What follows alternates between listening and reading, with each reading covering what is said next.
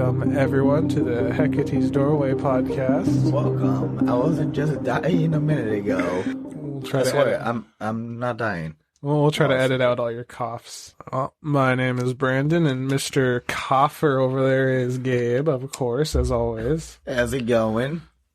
I'm back from being in the desert for a month. Yeah, we didn't really address that last episode. Gabe's been gone for a whole month. Yeah. All the episodes that we put out were pre-recorded, so... Yeah. It's Yeah. been a while since I've been back. Yeah. And boy, am I glad to be back. Holy shit, was it hot out there. Yeah, the Mojave Desert. Who wouldn't want to be there? So this is going to be part 2 of Richard Chase. And as I hinted at many times last episode, this is going to be the one that's not fun. Not fun. No, this is going to be terrible. For many reasons that we're going to get into. Oh, yeah.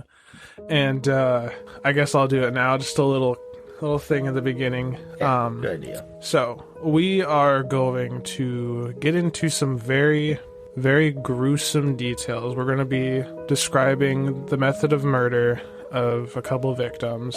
This is the first time we've ever really had this. I just want to say, the things we're going to say, we are not saying for sensationalism or shock value or edge or anything like that. Yeah. We are going to describe this because it is important. It is important to fully disclose what happened. You know, it's like it or not, true crime is history. Yep. And you should never gloss over history, no matter how gruesome or horrible, you know. Yeah, definitely. It paints the people we talk about in a different picture when you just say they murdered someone as opposed to how they murdered someone. You know, these people aren't devious masterminds. They're not boogeymen, but they're not good people. They're terrible people. And to know how terrible they are, you need to know what they did. Yeah, of course. Otherwise, people will try to romanticize them, as a lot of people have with a bunch of other serial killers. Yes, I firmly believe that the amount of documentaries and things that really just gloss over the actual murders are at least partially responsible for the romanticization of these people. So, with that out of the way, be warned. This is ding ding ding, a gold star episode. Yay! Yeah, this is Actually, no, wait, not yay. Wait. if you make it through this, you get a gold star. If you want a gold star, listen to the end. You get a gold star. Have a wall like SpongeBob. Yeah, you'll be just like SpongeBob. Okay, well, with that little bit of crap out of the way, Before we once we get into it, and we're about to describe, for those of you that want a warning, we'll just say hey, this is where stuff gets really messed up. gold star time. If you wanna skip ahead, we'll skip to a minute or two later in. Probably, yeah. Just hit that 15-second button until you stop hearing shit. I don't know. I'll just warn you now. You're going to hear some bad shit on this episode. Yeah. But I imagine that's what a lot of you are here for, so... Yeah. That's those that can't take it, that still listen to them. Yeah, you're just going to have to suffer. Alright, so, where we last left off, Richard Chase had finally been brought to an institution and medicated for his severe schizophrenia, but unfortunately was released to his parents, who immediately took him off his medication and sent him back to his apartment they'd been renting for him, and everything went back to the way it was before he injected himself with rabbit blood. And as we said, this is when the gold star shit happens, alright? Yep. So get ready. August 3rd, 1977. Tribal police are called to Pyramid Lake, Nevada, as someone had reported an abandoned car in the area. The car in question was a 1966 Ford Ranchero with a bumper sticker that said, "I'd rather be flying." What? I don't know. I guess that's important. Alright then. You know, he probably wanted something else on his car, but they didn't have "I'd rather be sucking down blood." Yeah, you're right. Upon investigation, they discovered a pile of bloody clothes, 2 rifles, a 30-30 and a 22. And a little something I actually forgot to mention last episode is he really loved guns too. Yeah, okay. he loved guns. He loved guns, and he thought the Nazis were after him. And a liver in a bucket full of blood. Soon after, they saw who else but Richard Chase, perched on a large rock, naked and soaked in blood. They began to approach him, and immediately he took off but was quickly apprehended by an officer on an ATV. So he was kind of like the bloody version of the greased up guy from Family Guy. Damn, that's a... You can't catch me! I'm covered in butter. I'm covered in blood! No. Yeah, take this as you will. This is probably the last funny thing. Richard was completely smothered in blood from head to toe, and when the officers questioned him on it, he replied, "It's seeping from me." It's seeping from me! Oh no. It's so fun. God, imagine just grabbing a guy and be like, "Why are you covered in blood?" "It's coming out of me!" Once the liver was confirmed to be that of a cow, and not human, Richard was released from custody with no charges back into the world. Yeah, that's a fucking mistake. There's a lot of mistakes here, but I mean, I guess you really can't arrest someone for being weird. No, but imagine that cat was probably someone's property. I mean, it I probably don't think they would. would have been too happy. Probably, but I guess whoever's cow it was doesn't know. Because, I mean, if they did, they probably would have pressed charges, obviously. Though, this is the last time Richard's antics stay in the realm of creepy yet funny and move into the world of murder.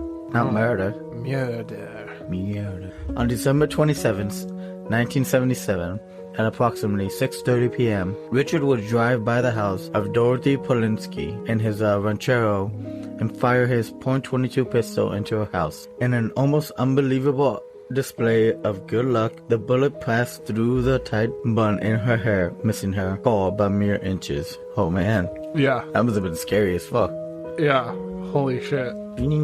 Yeah, just right over her fucking head. What if it's like in the cartoons where it just shaves like that part? Quick buzz cut. Quick buzz cut and a shit of the pants.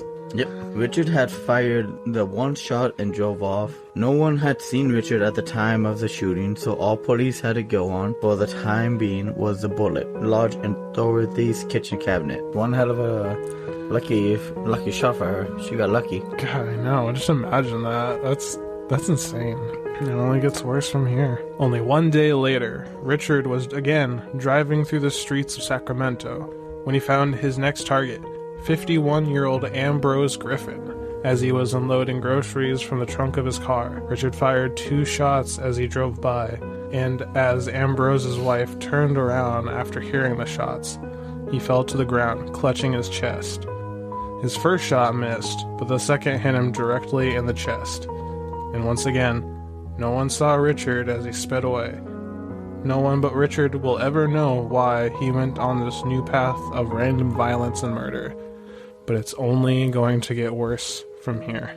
Chase must have begun to realize that his blood problem was no closer to being solved and only dove further and further into his own brand of madness. A neighbor of his would claim to have seen him on different occasions Richard carry 2 dogs and a cat into his apartment, never to see any of them again, though at this time she didn't think it anything to report. And now we slip into some of the worst shit I have ever read, and definitely the worst shit I've ever written. Just again, as a reminder, we're gonna get into some really fucked up shit here. For those of you that have sensitive, Listener discretion is advised. Yes, basically. On January 23rd, 1978, Richard would take his second life. His first attempt was a woman named Jean Layton, but like a fuck-up version of Batman, Richard had one rule. His rule for his new outings of murder was simply, if he approached someone's home and the door was locked, he would move on until he found an unlocked door. So by this odd rule, Jean's life was spared.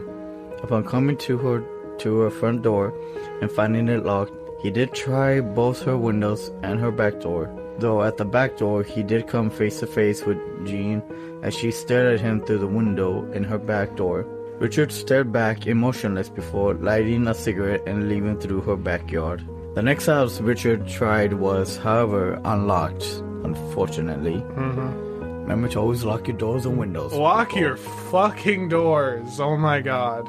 Lock them all. Only 30 minutes later, Richard would try again at the home of Robert and Barbara Edwards. The couple had been away grocery shopping when Richard first entered the home. They would soon return to find him in the home, standing in the hallway as they entered. Robert would chase Richard throughout the house, going room to room until he eventually escaped through the front door.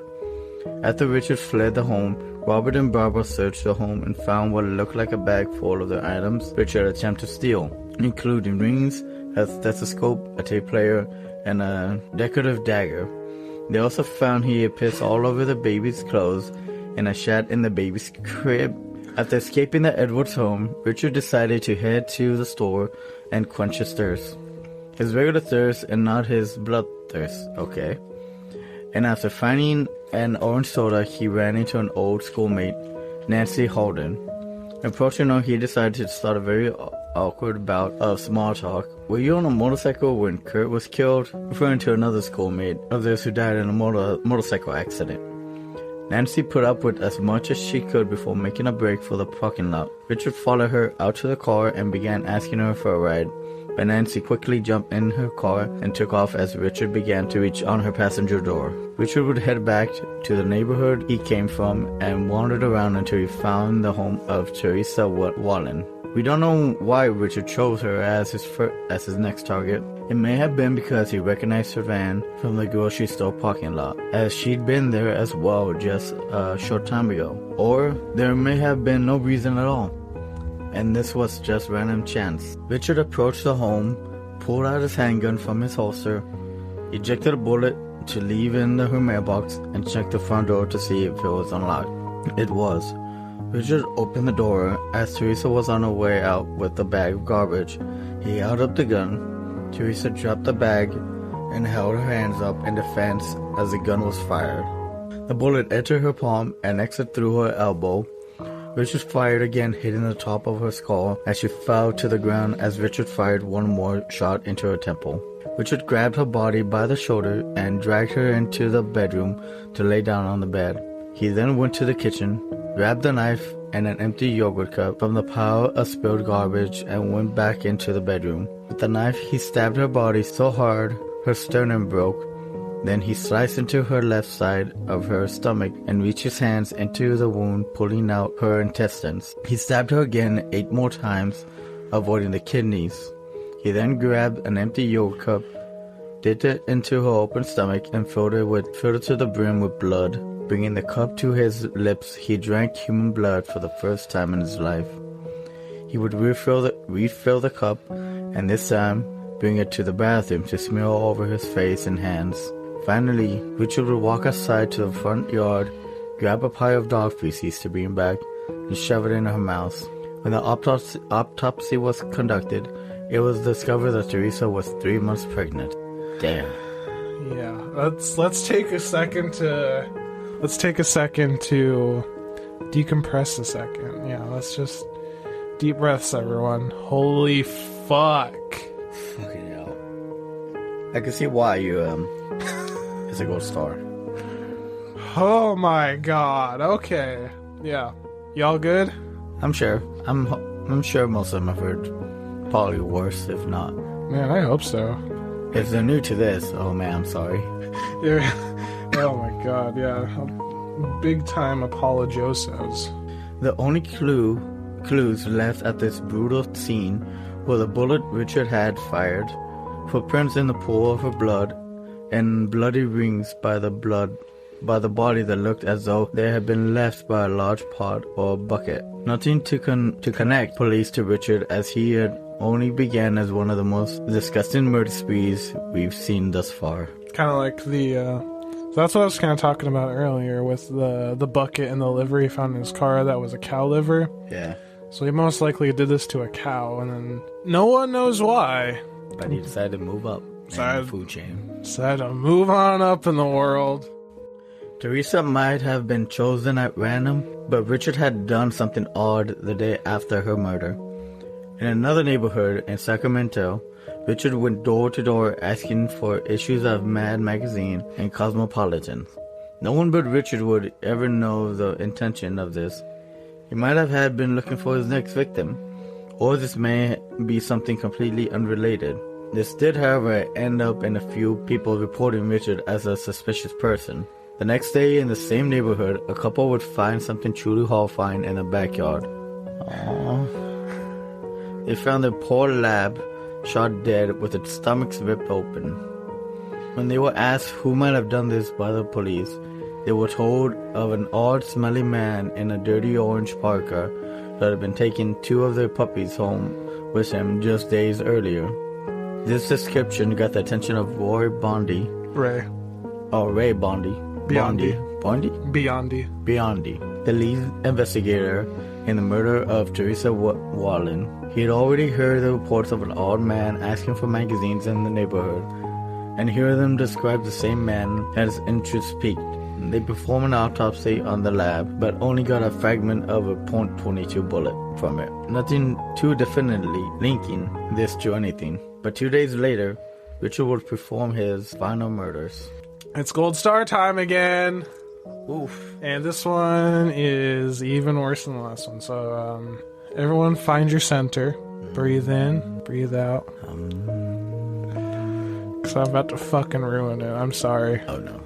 Evelyn Miroth was home with her 6-year-old son Jason and her sister-in-law's 20-month-old baby.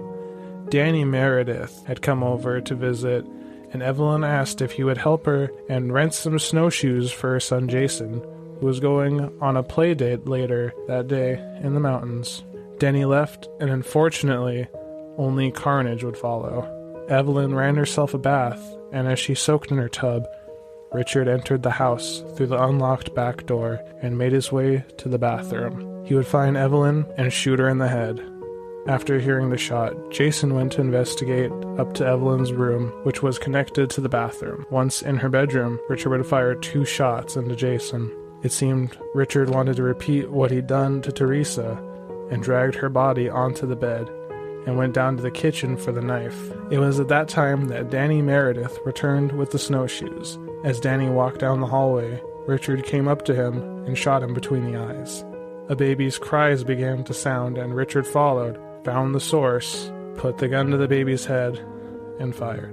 Richard came back to Evelyn's body and butchered her just as he done Teresa, though this time he cut off a piece of her liver and ate it as he removed her organs to get to the blood, filling up a bucket to the brim with it. He then rolled over her body, stabbed the anus repeatedly before fucking the wound, turning her back over, slicing the throat, and cutting out an eye. And before leaving the home, he stopped back at the baby's crib and brought the body into the bathroom, where he split the head open to remove the brains. It was then that a knock at the front door sounded through the house.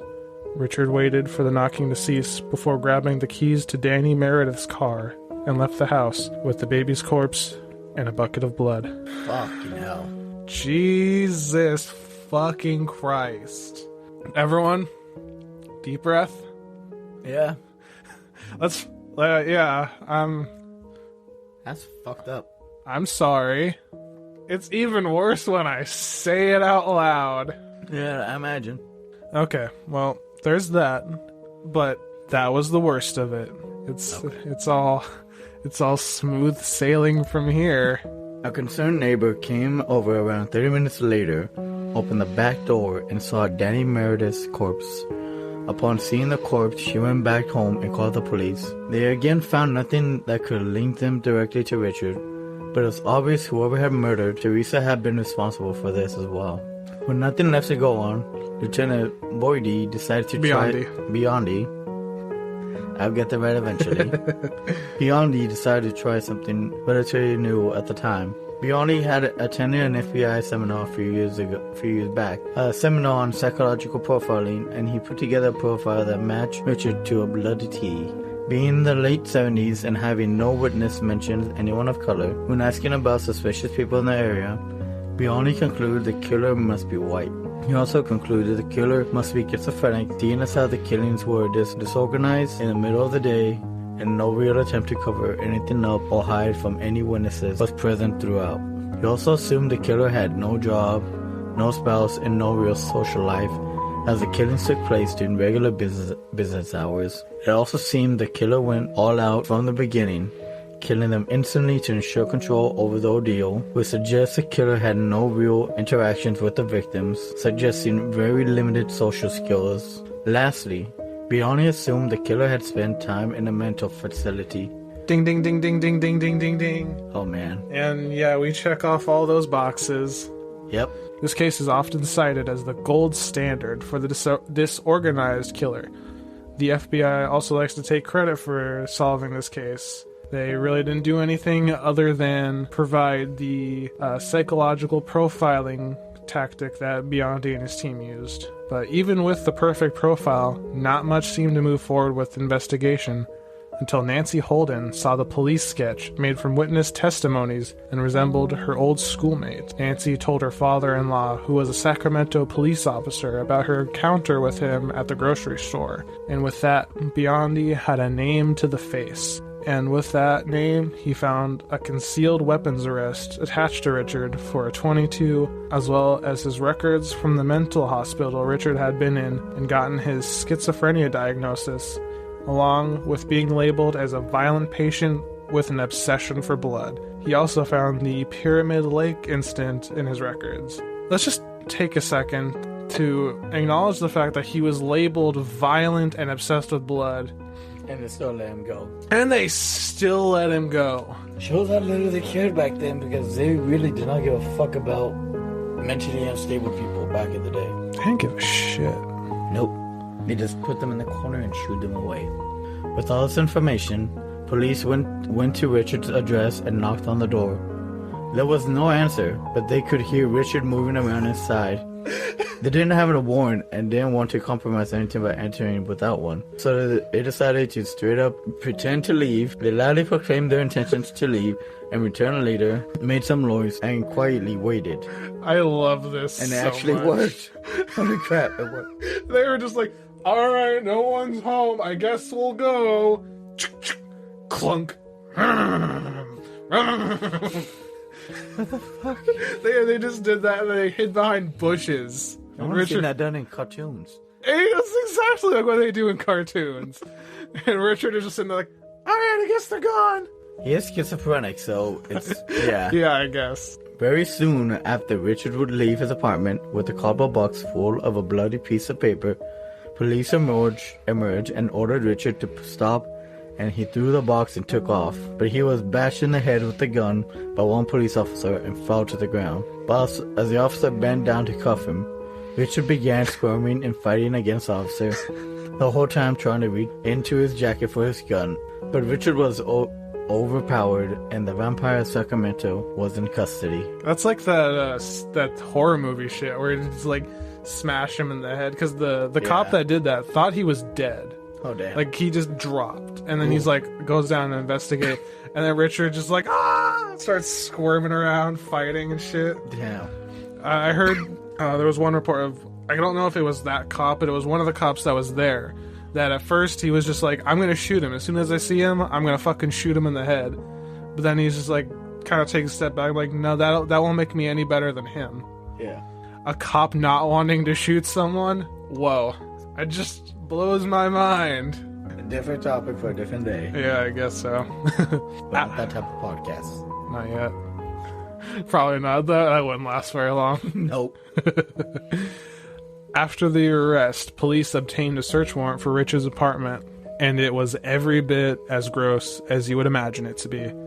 Nearly every inch of his apartment was covered in old and fresh blood. Even an innocent loaf of French bread was covered. Just an innocent loaf of garlic bread, and he just smothered it in blood. Damn, how could he? They found human brain tissue in the fridge, which was more than likely from the baby Richard brought home. Anatomy books were found all throughout the home as well as newspapers with classified ads for dogs all circled. There was also a notebook found with drawings of guns and swastikas, as well as incomprehensible notes and German translations scribbled inside.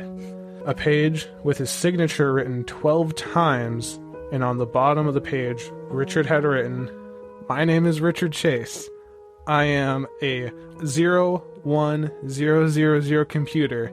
I was sent here in the year 10,000. Do with that what you will. The word today was also written on a calendar on the days of both the Wallen and Muroth murders.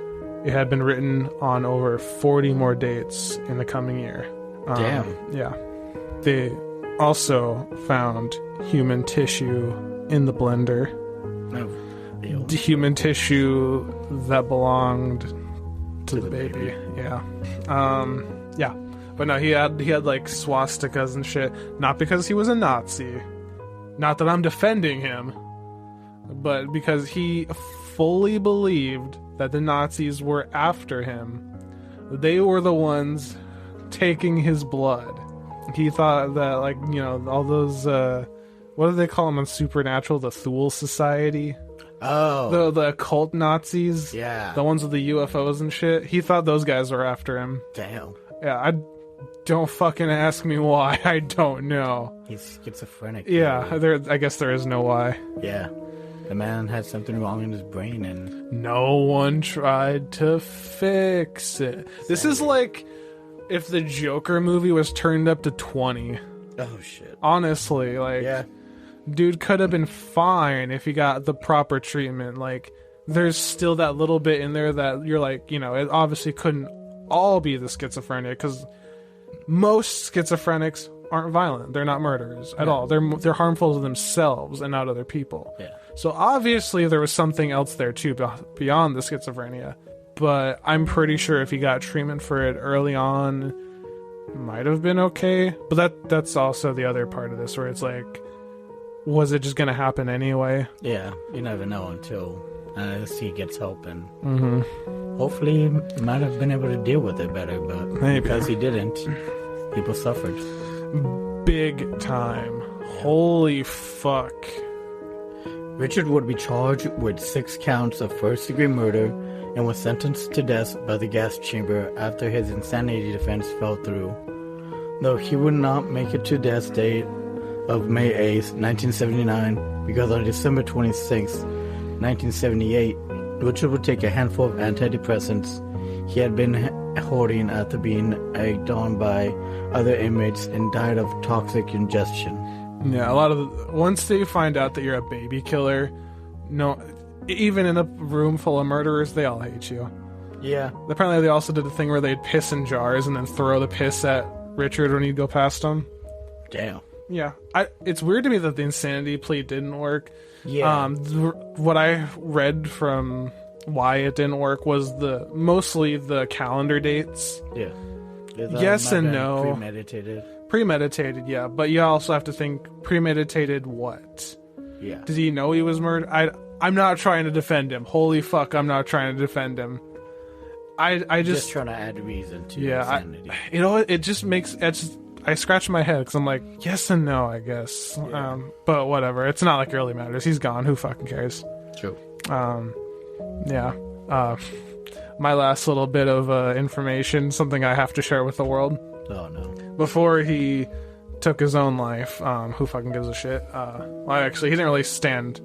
Well, no, he stood trial, at least. I don't remember if it was Ray Biondi or if it was a different FBI agent, but he was in like the interrogation room with the FBI agent as they were trying to get more out of him.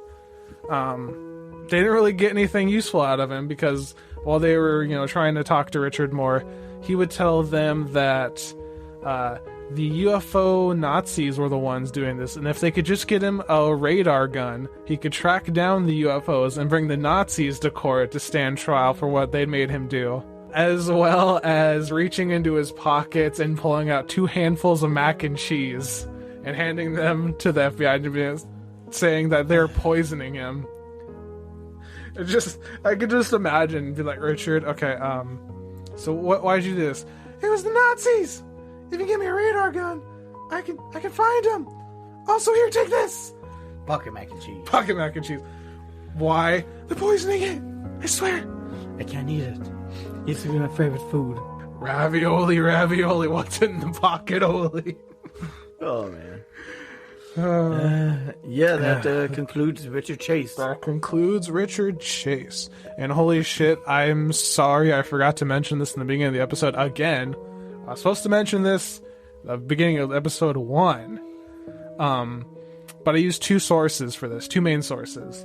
Sorry that this is the beginning. I will put it in the show notes, and next series that I do with sources, I'll make sure to cite it at the beginning of the first episode. Yeah. But the sources I used were The Dracula Killer. I don't remember the full title off the top of my head, but The Dracula Killer by Ray Biondi. He wrote the book. It's the quote-unquote definitive book. I couldn't actually get it because I can only buy it off Amazon for like $50. Damn. So I just kind of scoured the internet trying to find little bits and pieces of it. So the other book that I used was the chapter on Richard Chase in The Last Book on the Left by The Last Podcast on the Left. Yeah. Which they also used his book as a source, so, you know. Nice. So yeah, that was Richard Chase. Might be one of the most fucked up things we ever describe. After this, we're going to probably do another creepypasta. I know we just did a creepypasta 2 episodes ago. But as chance would have it, the only script that I could start to write was the script on Richard Ramirez. So we're gonna do him after next week's creepypasta. I'm sorry, I know. I have 3 other ones lined up. 2 or 3 unsolved mystery ones. 3 unsolved mystery ones. I was gonna do one of those next, but the script just wasn't coming to me.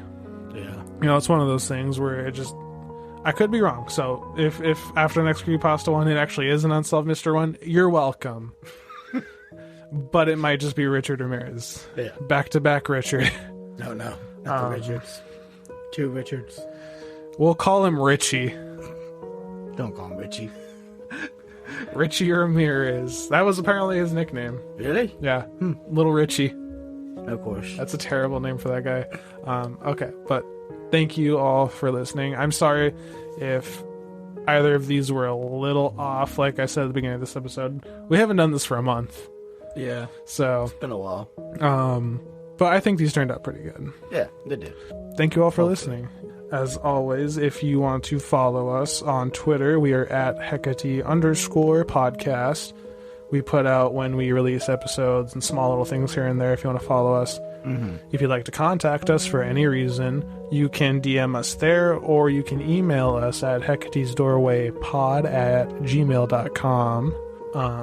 We have a Patreon. If you would like to donate, that would be really cool. You don't have to, but if you want to, if you have extra change. Yeah, it's just $1 right now. We have a couple things in mind we might do later, but for right now, it's just $1. I'll put all those in the show notes. Make sure to rate us 5 stars only. 5 stars.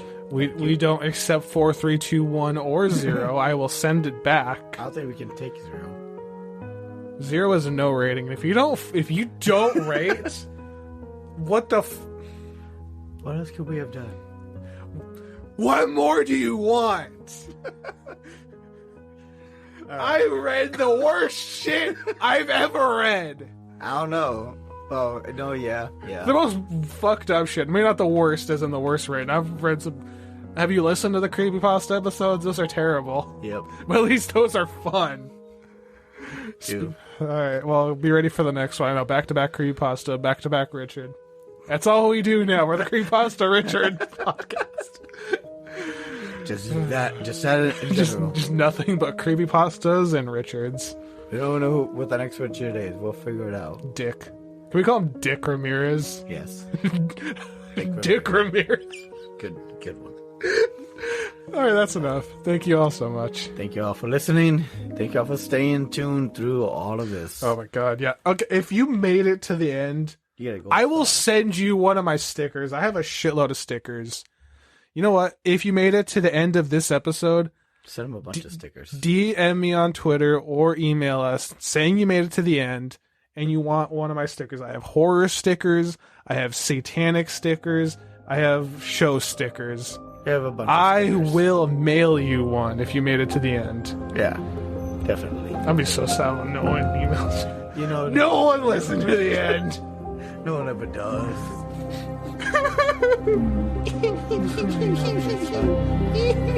Alright. Thank you all for listening. Hail Satan! Hope you have a blessed day and a blessed evening and a blessed night.